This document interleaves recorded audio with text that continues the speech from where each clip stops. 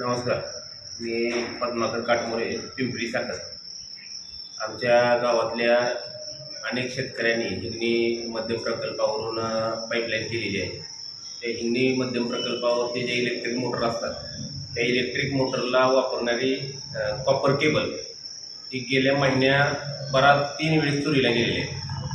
त्याचा विषय असा असतो की ज्यावेळी रात्रीची लाईट नसते, त्या रात्रीच्या लाईट नसलेल्याचा गैरफायदा घेऊन काही एक अज्ञात चोरटे आहेत. त्यांनी काय करतात की बाबा पकडीनं त्या पेटीपाशी एक केबल काढायची आणि मोटरपाशी एक कट करायची.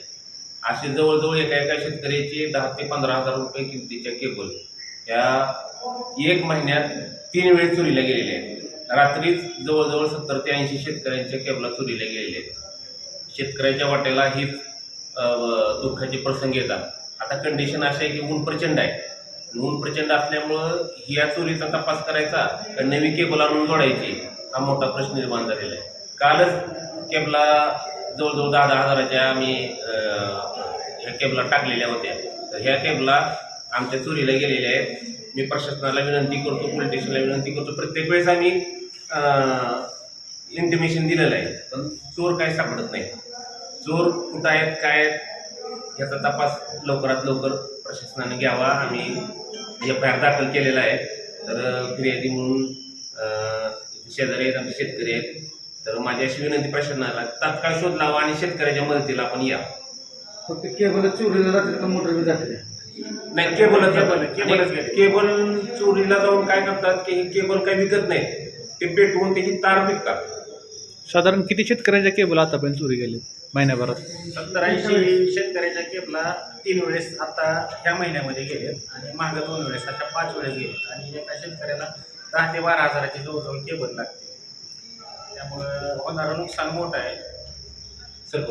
आता तरी 5 ते 6 दिवसापूर्वी केली. त्याच्यानंतर आता रात्री पण गेली. लगेच 8 दिवस झाले नाही केबला टाकून. एवढं तुम्हाला 8 दिवसात जर केबल टाकायची म्हणजे कसं शक्य आहे शेतकऱ्याला? नमस्कार, मी चेतन काशीद, सरपंच पिंपरी पान. आमच्या पिंपरी पान ग्रामस्थांची हिंगणी मध्यम प्रकल्पामधून जवळपास 100 ते 150 शेतकऱ्यांची लिफ्टद्वारे पाणी पुरवठा आपल्या शेतीला केला जातो.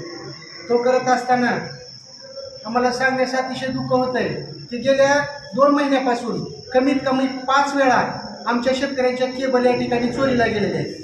आणि आम्ही जरच वेळेस पोलीस प्रशासनाकडे फिर्याद दाखल करतो, परंतु तपास काय म्हणावा असं होत नाही. आमची पोलीस प्रशासनाला विनंती आहे, हे जे कोण अज्ञात चोरटे आहेत त्या चोरांचा शोध लावावा आणि जे शेतकऱ्यांचं अतोनात नुकसान होत आहे हे नुकसान तात्काळ थांबवावं. त्याचबरोबर दुसरी एक घटना रात्री घडलेली आहे. आमच्या पिंपरी पान ग्रामपंचायतची देखील 300 मीटर केबल या ठिकाणी चोरीला गेलेली आहे. याच्या अगोदर सुद्धा 2 वेळा पिंपरी पान ग्रामपंचायतची केबल चोरीला गेलेली होती. आणि आता उन्हाचे भयंकर ऊन आहे, उन्हाचे दिवस आहेत, पाणी टंचाई खूप मोठ्या प्रमाणात पिंपरी ग्रामस्थांना आहे.